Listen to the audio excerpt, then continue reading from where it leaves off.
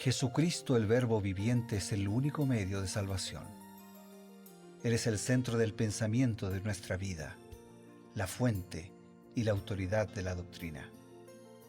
El principal propósito de la vida de Cristo fue la obediencia a los mandamientos, exaltando la ley de Dios como un reflejo de su carácter. El principal mensaje a ser predicado en el mundo, basado en Apocalipsis 14, está representado por 3 ángeles llevando el Evangelio eterno al mundo entero. Este mensaje se basa en los encantos inigualables de Cristo y declara que la hora del juicio ha llegado y llama a obedecer los mandamientos de Dios. Mediante su palabra, Dios ha comunicado a los hombres el conocimiento necesario para la salvación. Las Santas Escrituras deben ser aceptadas como dotadas de autoridad absoluta y como revelación infalible de su voluntad. Y aunque el canon de las Escrituras inspiradas está cerrado, el Espíritu Santo continúa iluminando, amonestando y confortando al pueblo de Dios a través del testimonio de Jesús, el Espíritu de profecía. El camino a la vida se traza a través de un camino angosto que debe ser recorrido con confianza en las promesas que Dios dejó a hombres y mujeres fieles que dedicaron sus vidas hasta la muerte por el Evangelio eterno. Los fundadores de la Iglesia soñaron con el día en que la revelación sería una realidad en sus vidas. Miraron con los ojos de la fe a aquel día glorioso cuando finalmente la promesa sería cumplida en la venida magistral de Jesucristo a esta tierra para recompensar a cada uno según sea su obra.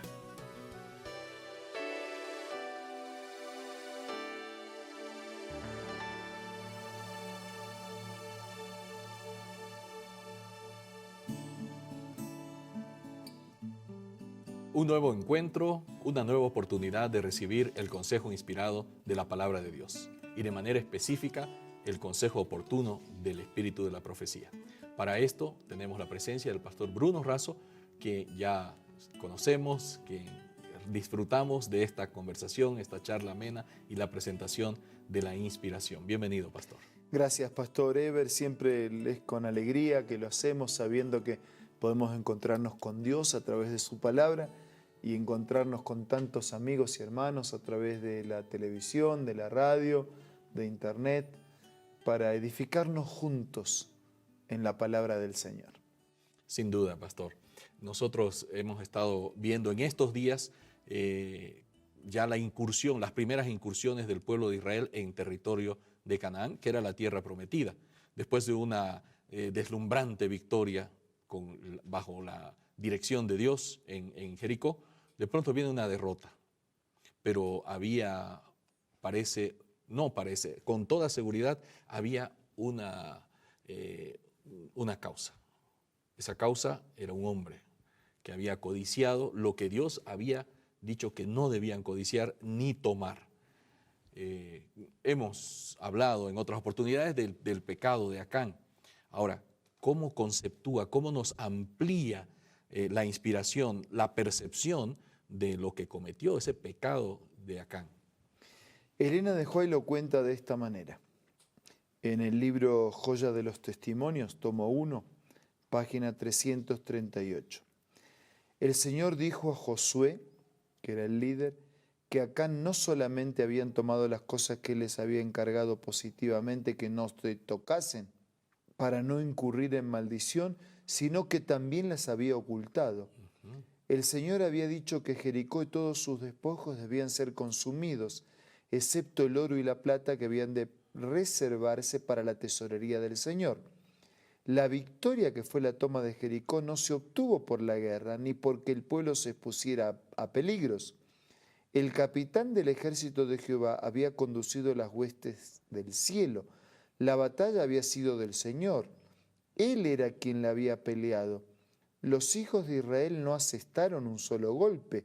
La victoria y la gloria pertenecían al Señor, y los despojos eran suyos. Indicó que todo debía ser consumido excepto el oro y la plata que se reservaban para su tesorería. Acán comprendía bien la reserva hecha y sabía que los tesoros de oro y plata que él codiciaba pertenecían al Señor, robó a la tesorería del Señor para su propio beneficio.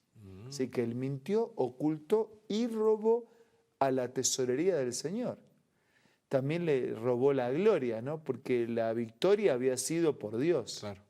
Entonces, realmente fue muy, pero muy serio lo que Acán hizo, y Dios le reveló al líder, a Josué, cuál había sido el pecado, ampliando, ¿no?, esta situación seria de Acán de, en el fondo, pretender ponerse en lugar de Dios y quedarse para él con lo que era de Dios. La inspiración grafica muy bien, porque nosotros sabemos que en realidad ellos no hicieron nada, solamente dieron 7 vueltas. No habían hecho nada en la victoria de Y Jericó. no se puede tomar una ciudad haciendo ejercicio físico, digamos, saliendo a dar la vuelta a la ciudad. No, Claro. no cae la ciudad por eso. Claro, ¿no? Y entonces la inspiración nos muestra que en realidad todo se debía a la acción positiva, ¿no?, poderosa de Dios. Entonces, ¿a quién tenían que exaltar? ¿A quién tenían que reconocer? Era Dios. Entonces, es interesante y parece que mucha gente, yo personalmente he obtenido aquí una vislumbre de por qué Dios calificó tan profundamente esta acción negativa de Acán, ¿no? Sí, parece que Dios fue extremadamente severo, ¿no? Dios, que es un Dios de amor, que siempre perdona, es compasivo, es paciente. ¿Por qué fue extremadamente severo en esta situación? Y bueno, fue severo porque severo había sido la situación, y él también tenía que, de alguna manera contundente, mostrarle a todos que no podemos jugar de la manera en que Acán jugó con Dios. Y mucha gente se pregunta, ¿no? ¿Por qué fue tan severamente castigado Acán y toda su familia? ¿Será que la inspiración a través de Elena White nos tiene una respuesta al respecto? Sí, hay una respuesta en el libro Patriarcas y Profetas y también en Conflicto y Valor, que dice así: el pecado mortal que condujo a Acán a la ruina tuvo su origen en la codicia, que es entre todos los pecados el más común y el que se considera con más liviandad. La historia de Acán nos enseña la enormidad de este pecado y cuáles son sus terribles consecuencias. Me pareciera que codiciar no es nada, pero codiciar es terminar apropiándome de lo que es del otro. Y en el fondo, en el caso de Acán, apropiarse del lugar y de las cosas de Dios. Claro. Y de la gloria que y solamente... de la gloria de Dios. Claro. Entonces es extremadamente serio. Entonces, si algunos toman la codicia como algo muy liviano, pero Dios quiso mostrar que es extremadamente serio. Entonces, el otro libro, Conflicto y Valor, dice: ¿habéis considerado por qué todos los que estaban relacionados con Acán también recibieron el castigo de Dios?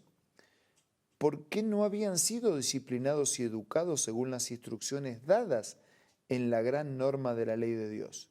Los padres de Acán habían educado a su hijo de tal forma que éste se sentía libre de desobedecer la palabra del Señor. Los principios que le habían inculcado en su vida lo llevaron a tratar a sus hijos en una forma tal que ellos también estaban corrompidos. El castigo revela el hecho de que todos estaban implicados en la transgresión. Ever, hay otra historia en la Biblia que la vamos a ver un poco más adelante, la historia de Elí. O sea, los hijos no siempre son exclusivamente los únicos responsables. Claro. Y aquí es otra historia. Los padres también eran responsables de lo que le enseñaron bien, de lo que le enseñaron mal, de lo que dejaron de enseñarle. Y sobre todo de la gran disonancia que existe entre decir una cosa y hacer otra. Esa es la peor manera de enseñar. Claro. Porque una cosa es enseñar conceptos y otra cosa es enseñar incoherencia. Y por eso los chicos dicen: no me grites tanto porque yo aprendo por lo que veo, no tanto por lo que escucho. Entonces, ellos, los padres, también fueron responsables. Por eso el pecado los alcanzó a todos. Las consecuencias del pecado los alcanzó a todos. Lo que hizo Acán fue de responsabilidad personal de él. Claro. Podemos decir, pero también fueron responsables quienes tendrían que haberlo advertido, quienes tendrían que haberle ayudado, enseñado, y quienes en lugar de hacer eso, lo ayudaron a corromperse. Y yo complemento de esta manera, el pecado siempre sigue una línea descendente, Claro. siempre. Siempre es un escalón más abajo, hacia lo más horrible, hacia lo más terrible, hacia, a menos que permitas la milagrosa intervención de Dios, que es el único que puede dar vuelta a la historia y escribir derecho sobre líneas torcidas. Pero si yo como padre enseño una cosa, vivo otra, o no enseño, no vivo, y transmito esa falta de valores a mis hijos, y mis hijos bebieron de antivalores y retransmiten a sus hijos antivalores, van a seguir un proceso degradativo. Sí, pero entonces no hay esperanza. Sí, hay esperanza, porque el Señor vino para arreglar lo que no tiene arreglo, porque Juan lo diría de esta manera, el Hijo de Dios vino a deshacer las obras del diablo, y esa es la única esperanza. Qué cosa buena. Quiere decir, pastor, que hay esperanza. O sea, no es que está destinado el Hijo a seguir los pasos del Padre. No, porque si no caemos en los que algunos enseñan de la teología bíblica, la predestinación. Claro. Yo soy así, ¿qué voy a hacer? ¿Viste? Entonces hasta el tango parece que nos ayudara. Soy así, ¿qué voy a hacer? Claro. No. Puedo ser así porque mis padres no me dieron, porque no me enseñaron, porque mi cultura, porque el medio ambiente, porque donde estuve, porque mi nacionalidad me hace ser más impulsivo, claro, o más agresivo, o más melancólico. Sí, todo eso sí, es verdad, tiene su influencia, pero Dios tiene poder para cambiar y para dar una chance de esperanza. Qué bueno. Realmente esa chance de esperanza que nos habla aquí el pastor Bruno, nosotros también la tenemos. Mientras meditamos en esto, vamos a recibir un consejo importante y ya volvemos. ¿Qué tal? Presta mucha atención a esta cita. Jacob prevaleció porque fue perseverante y decidido. Su experiencia atestigua el poder de la oración insistente. Este es el tiempo en que debemos aprender la lección de la oración que prevalece y de la fe inquebrantable. Las mayores victorias de la Iglesia de Cristo o del cristiano no son las que se ganan mediante el talento o la educación, la riqueza o el favor de los hombres. Son las victorias que se alcanzan en la cámara de audiencia con Dios, cuando la fe fervorosa y agonizante se hace del poderoso brazo de la omnipotencia. Qué lindo, ¿verdad? Esta cita tú la encuentras en el libro La Oración, escrito por Elena G. de White. No puedes perder este maravilloso libro de tu biblioteca personal. También descárgalo como Elena G. de White del App Store o del Play Store. Terminamos, amigos, este capítulo, estos consejos, no sin antes recibir un resumen motivador y también la plegaria que nos acerca a Dios. Solo recordar que somos responsables que lo que hagamos coincida con lo que decimos, que lo que vivamos coincida con lo que creemos, pero al mismo tiempo decir que nunca es tarde para empezar de nuevo, porque Dios siempre está listo para hacer un milagro en nuestra vida. Ahora vamos a orar. Señor, te doy gracias, porque aun cuando nos hayamos equivocado, siempre nos das una oportunidad. Ayúdanos a aprovecharla antes que sea tarde, como ocurrió en el caso de Acán y su familia. Ayúdanos a ser destinatarios de tu paciencia, de tu amor y de tu proyecto de vida para todos nosotros. Te lo pido, te lo agradezco, en el nombre de Jesús. Amén. Amén.